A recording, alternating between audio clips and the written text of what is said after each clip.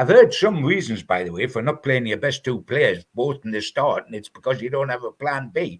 Well, let's hope, but first and foremost, we don't need a plan B if plan A works. So, all this about a plan B, you can have a plan B sitting there, and by the time you release it, you've lost the game. Well, that's it, isn't it? Because the big question, as it was last week and the week before, is will Isak and Wilson finally start a game together? I mean, they were magical on Sunday when Wilson came off the bench. Wilson changed that game just as much as Isak did by being put out wide. Yeah. And again, obviously Eddie Howe sees them day in, day out. And my perspective, I don't think I'd play them together against Arsenal. I don't think that's the right kind of game. Against Leeds, I think I probably would. But also, if I think about what Eddie Howe's going to do, I don't think he's going to start them at all together until at least the top four is sewn up.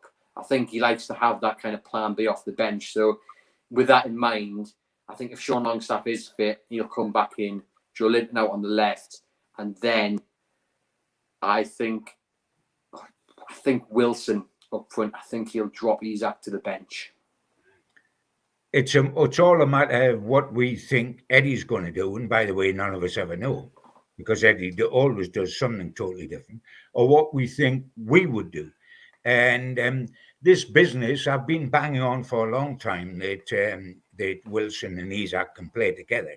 And there's this feeling, and it's still subconscious in lots of people's mind, that if they do play together, they play together shoulder to shoulder, like the old days when you played twin strikers. In the old days when you had MacDonald and Tudor, and you had, Shearer and Ferdinand, and, you played and you could hardly get a paper between their shoulders because they played right together. This is not the way Eddie likes to play, which is one through the middle striker and two wide. He can play Isak in that system. He doesn't have to change tactically. He could and play them both narrow through the middle, but he doesn't.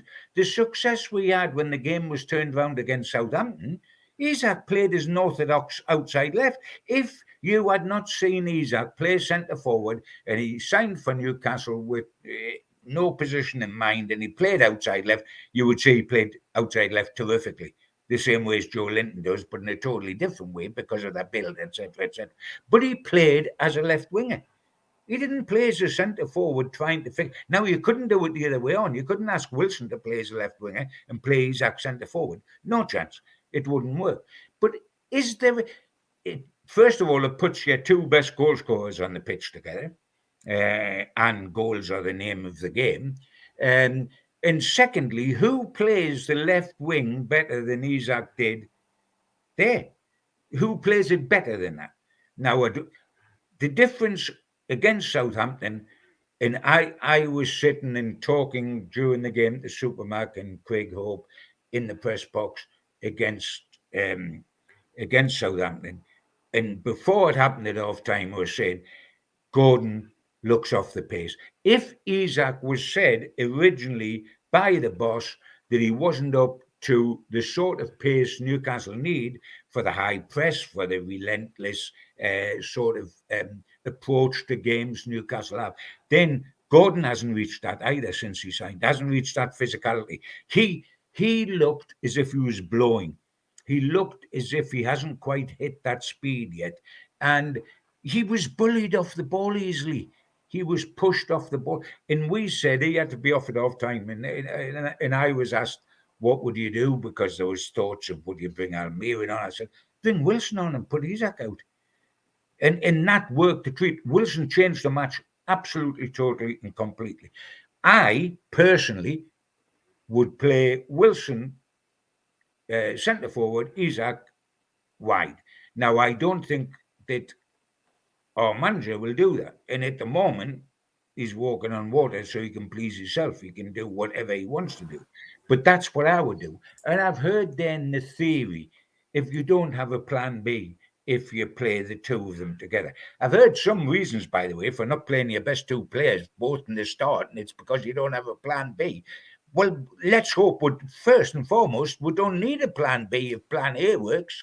So, all this about a plan B, you can have a plan B sitting there, and by the time you release it, you've lost the game. And by the way, I also don't accept that it isn't a plan B.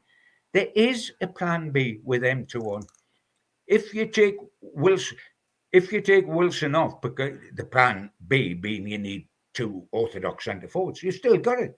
You can move Isak from outside left to centre forward, take Wilson off, and you can play any winger you want, from Gordon to Almiron to Anderson. That's your plan B. But to predominantly be worried about a plan B, let's worry about plan A. That's got to work first.